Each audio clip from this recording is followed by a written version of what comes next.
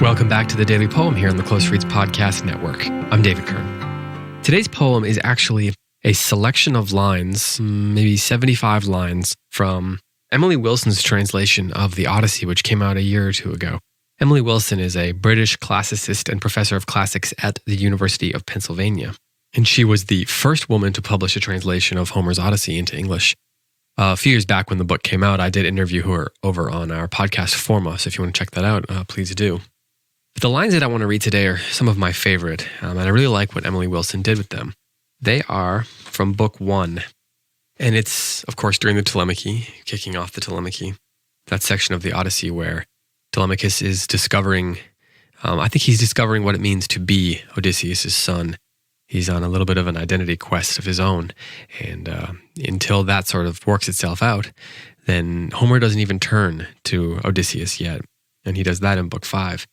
But here in Book 1, the goddess Athena comes to Telemachus in disguise, and Telemachus tells him, well, the disguised Athena, about the suitors who are overrunning his house and doing the things that they're doing and destroying Odysseus's kingdom to some degree. And they have a conversation, and this is how Athena responds. And I'm only going to read this once, but I do have some thoughts on it, but it's about 75 lines or so. And it goes like this. Athena said in outrage, "This is monstrous. You need Odysseus to come back home and lay his hands on all those shameless suitors. If only he would come here now and stand right at the gates with 2 spears in his hands, in shield and helmet, as when I first saw him. Odysseus was visiting our house, drinking and having fun on his way back from sailing in swift ships to Ephyra to visit Ilus. He had gone there looking for a deadly poison to anoint his arrows. Ilus refused, because he feared the gods. My father gave Odysseus the poison, loving him blindly. May Odysseus come meet the suitors with that urge to kill. A bitter courtship and short life for them.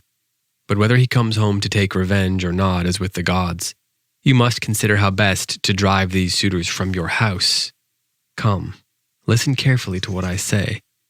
Tomorrow, call the Achaean chiefs to meeting, and tell the suitors, let the gods be witness, all of you, go away to your own homes.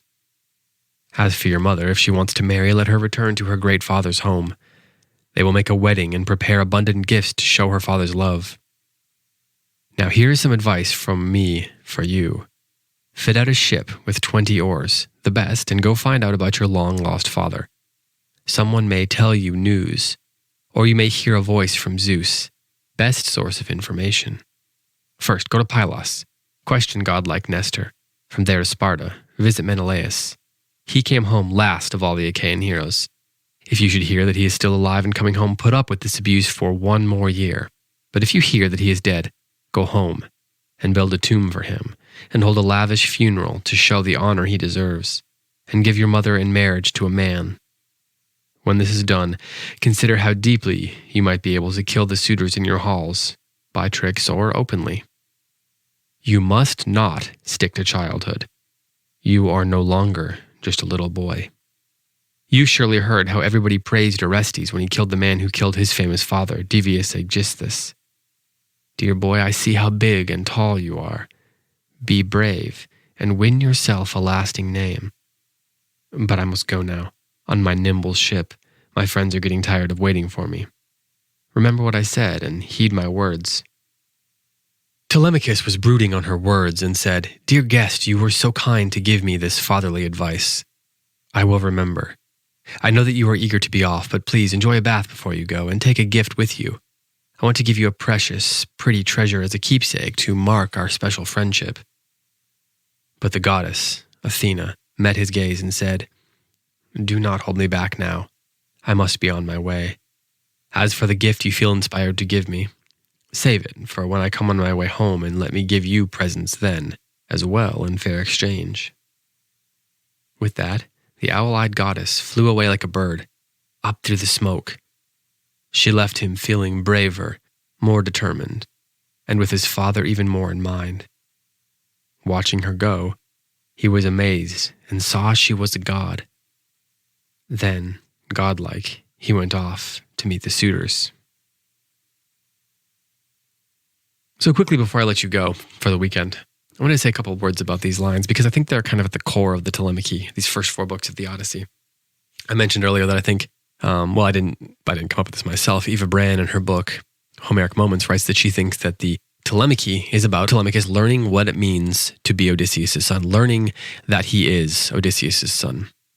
And until he goes to Nestor and Menelaus, as Athena tells him to do, he doesn't know what that means. And thus, because he doesn't know what that means, he doesn't know who he is. He isn't capable of taking action because he doesn't know who he is. But once he discovers who his father is and what it means to have been that man's son, he can return home with more confidence and more courage to take action. For years, he and Penelope have been sitting in their home, not even the agents of their own future or of their own present even, waiting, mourning, in hope that Odysseus might one day show up and get rid of the chaos that's in their home. But before Odysseus can show up, Telemachus needs to take action. Emily Wilson writes in her introduction to her translation that Telemachus would have been 20 or 21, and it's clear that he is a handsome, strong young man. But he's immature in some ways. He cries when he's challenged by the suitors. He throws fits. He doesn't know what to do. He doesn't know what action to take. And Athena comes to him here, and she gives him fatherly advice. And you can tell his longing to have that figure in his life. He says, "Thank you for this fatherly advice." She says, "You must not stick to childhood. You're no longer a boy. Be brave." And when she leaves, it says she left him feeling braver, more determined, and with his father even more in mind. So he's reminded of his father, of who that man was. Then he goes on a journey to learn more about him. And at the end of that journey, he's ready to take action. And in the end of the Odyssey, he's ready to stand next to his father. And I'm so intrigued by this. I find this so moving. Because I wonder, as parents, as teachers, whoever we are, what are we being remembered for? What does it mean, I guess the question is, for our children to be our children? Does the fact that they are our children empower us to be brave? Or does it discourage them from being brave? I think that's just a really incredible question. What does it mean that our children are our children? And that, I think, is one of the central questions at the heart of the Odyssey. And I really enjoy the way Emily Wilson's translation gets at that. This is, yes, it's a story about homecoming, but it's also a story about leaving home. And it's a story about a boy who has no father, who has not been tied to that part of his heritage, who has not understood what that means. And discovering that is a crucial part of the story of the Odyssey. And without that, the Odyssey doesn't end the way that it does, I don't believe.